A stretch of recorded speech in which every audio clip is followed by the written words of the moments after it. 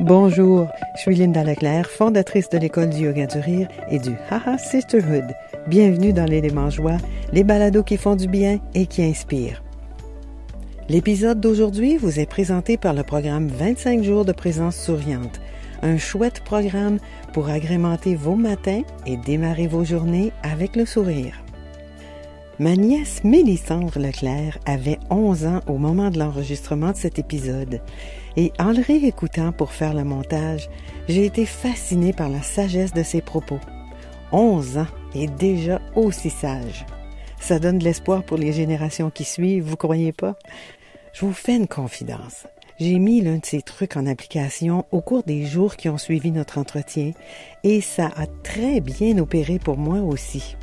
Une belle capsule inspirante avec quelqu'un de très important, notre futur. Écoutez bien, c'est un épisode des plus chouettes, l'élément joie de Mélissandre. Bonjour tout le monde, aujourd'hui j'ai le bonheur, mais vraiment c'est un grand bonheur et le privilège de m'entretenir avec une belle jeune fille. C'est ma filleule Mélissandre. Et Mélissandre, elle a aujourd'hui 11 ans, au moment où on se parle. Et Mélissandre, elle a passé une partie de la semaine avec moi. Et c'était le projet que j'avais d'enregistrer la conversation pour le podcast aujourd'hui pour l'élément joie. Donc, Mélissandre, bonjour. Bonjour Linda. Mélissandre, la question que je pose à tout le monde, c'est, la première question en fait que je pose à tout le monde, c'est toi quand les choses se bousculent autour de toi, puis que je sais pas quand ça commence à aller vite ou quand tu commences à être stressé, parce que je sais que des fois tu me dis que t'es stressé par des choses. Quand ça arrive dans ta vie, toi comment tu fais pour te détendre puis rester zen, rester calme à travers la tempête ou la tourmente? Qu'est-ce que c'est tes trucs à toi? C'est quoi que tu fais, toi? Je réponds? Oui. Alors, moi, ce que je fais en premier, c'est que je place toutes les choses dans ma tête pour qu'elles soient bien en ordre et pas toutes mélangées. Ensuite, en même temps, je respire, puis des fois, je me trouve quelque chose à faire où je fais comme du tourne-pouce, comme on dit. Je tourne mes pouces. Là, après ça, je pense. Puis là, admettons, comme si je suis devant un examen, admettons final, eh bien que je sais que j'ai bien étudié, alors je réfléchis bien, fait que là je me dis que ok, là je me repasse dans ma tête la soirée qui s'est passée et ça va ainsi répondre à les questions qui sont posées sur la feuille. Donc, si tu as étudié la veille, par exemple, puis là tu as fait ta révision, donc tu as bien étudié, alors si tu arrives à ton examen puis tu te sens un peu nerveuse, tu t'assois, puis tu revois la soirée de la veille, c'est ce que tu fais? Oui. Comme ça, je revois les questions qui sont aussi sur la feuille et les réponses qui sont marquées qu'on avait dit avec ma mère. Puis ça marche bien comme pour te calmer avant un examen? Ben, pas mal, parce que quand je sais que je suis bien préparée, c'est comme le stress diminue. Ben, je suis quand même un peu apeurée quand je bloque sur une question, mais je refais mon truc. Ça nous arrive à tout le monde, hein, parce que moi, je me souviens quand j'avais des examens, quand je bloquais sur une question, c'est ce que je me disais. Puis là, on dirait qu'on arrête de respirer dans ce temps-là, hein. Ça, c'est vrai. Mais aussi, tu commences à stresser, puis des fois, tu regardes autour de toi pour dire, bon, je vais-tu être la dernière, là, ou est-ce que je bloque la question? Est-ce que je suis la seule à pas le savoir? Ouais, c'est pas mal ça. Puis toi, comme ça, quand ça commence à être, t'as beaucoup de choses à faire, ce que tu fais, c'est que tu fais une liste dans ta tête ou tu l'écris? En fait, je n'écris pas, c'est quand je mets les choses à sa place.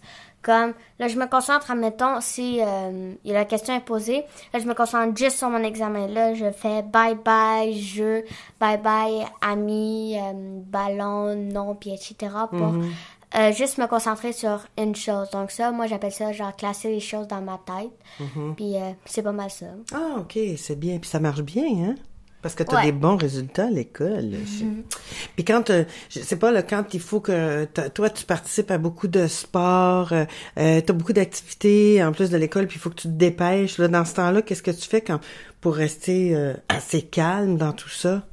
Ben, en premier, comment je pourrais me sentir calme, c'est qu'en premier, je dois comme me préparer. Des fois, quand j'ai le temps, avant le souper, je prépare mon linge, on prépare déjà mon sac, je sors mes affaires, fait que là, dès que j'ai fini de souper, ça se clenche comme, fait que là, déjà, tout est sorti, Puis on est déjà, comme on fait un planning dans l'auto quand ma mère vient nous chercher à l'école puis qu'on revient chez nous.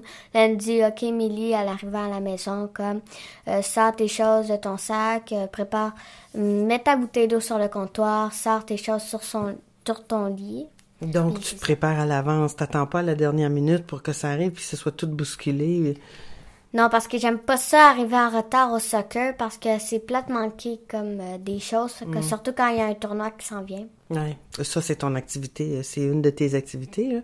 Et puis l'autre question que je pose aux gens, c'est toi quand tu commences à être moins de bonne humeur, ou qu'il y a des choses qui te dérangent, ou tout à coup tu deviens un peu triste, ou quand ça fait un bout de temps, là, qu'est-ce que tu fais pour te remettre de bonne humeur quand les choses vont pas comme tu voudrais? Bonne question, mais moi, des fois, je m'en vais dans ma chambre, fait que là, je mets ma tête dans mon oreille, fait que là, j'évacue toutes les choses, je crie, je pleure toutes mes larmes, comme ça va tout m'évacuer de toute mon énergie ou sentiment. Fait que là, après ça, je vais pouvoir comme remettre mes idées en place, ou soit je vais voir comme ma mère pour qu'on puisse repartir sur de nouvelles bases quand je suis fâchée contre elle, ou soit comme... Ouais, quand il y a des choses qui marchent pas bien entre les personnes, tu vas faire ça? Ouais, mais aussi, des fois, je me mets à dessiner, je regarde ma chambre, puis là, je me regarde dans ma chambre et je dis, qu'est-ce que je pourrais faire comme pour m'occuper puis m'oublier, comme.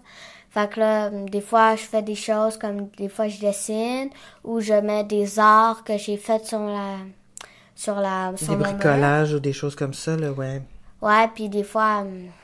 je fais comme de la peinture dans ma chambre toute seule, je colle des affaires, je fais des choses sur mes murs. Puis ça te remet de bonne humeur quand tu fais des choses comme ça? Ouais, parce que ça me rend zen, comme ça me fait comme oublier mon sentiment, là. Ouais, quand tu as une émotion moins le fun. Puis est-ce que tu fais des choses comme... Moi, je sais que quand j'ai besoin de me mettre de bonne humeur, là, je vais regarder des bandes dessinées. Moi, j'adore Calvin et Hobbes. Je vais regarder des films qui vont m'aider à rire.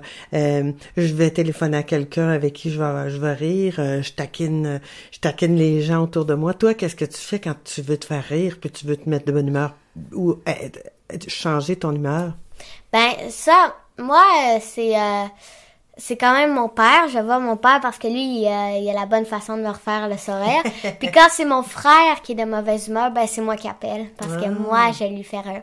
Puis des fois, dans l'auto, il me dit, « Oh, allez, Milly, fais-moi donc rire. » Là, je suis comme, ben là, qu'est-ce que tu veux que je fasse, tu sais?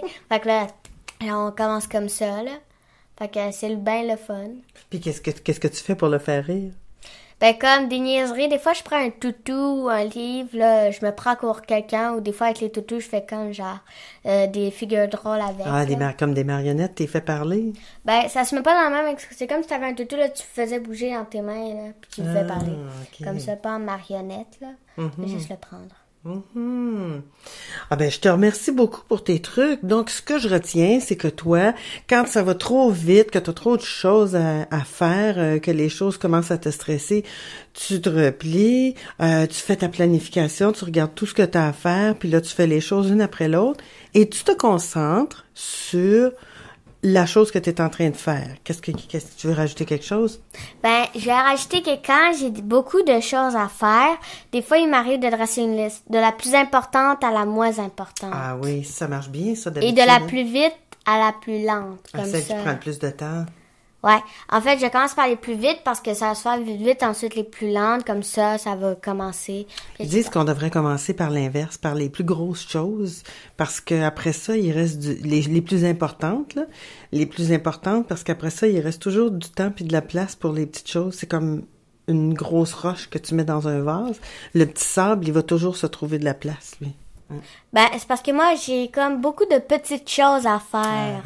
Et comme quand je fais ma responsabilité, puis tout ça, ou que des fois, je vais aller faire un saut dans la piscine, comme ça, ben moi, quand je fais les plus rapides, parce que ça va aller vite, après ça, tu peux comme prendre ton temps. Ah, donc tu te débarrasses de ces choses-là pour pouvoir avoir du temps pour faire autre chose. Ouais. Comme ça. Et ce que je retiens de quand t'es moins de bonne humeur, ben, t'évacues ton émotion difficile. Tu cherches pas à pas y penser, tu vas te laisser vivre qu'est-ce que t'as à vivre, t'évacues.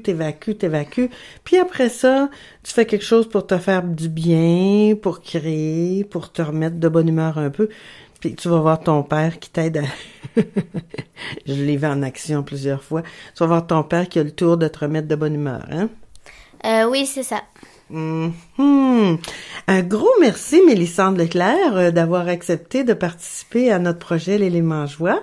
Je te souhaite une belle fin d'été parce que au moment où on s'enregistre, c'est le mois d'août. Et je te souhaite de trouver des petites choses sur ta route pour continuer à te faire sourire puis à te faire du bien, ma grande. Ben, merci Linda pour cette petite entrevue. Merci pour tes 2 questions parce que vu que je m'en vais en 6e année, je crois que ça va m'aider aussi. De t'en souvenir, effectivement. Ouais. Un gros merci. Bye.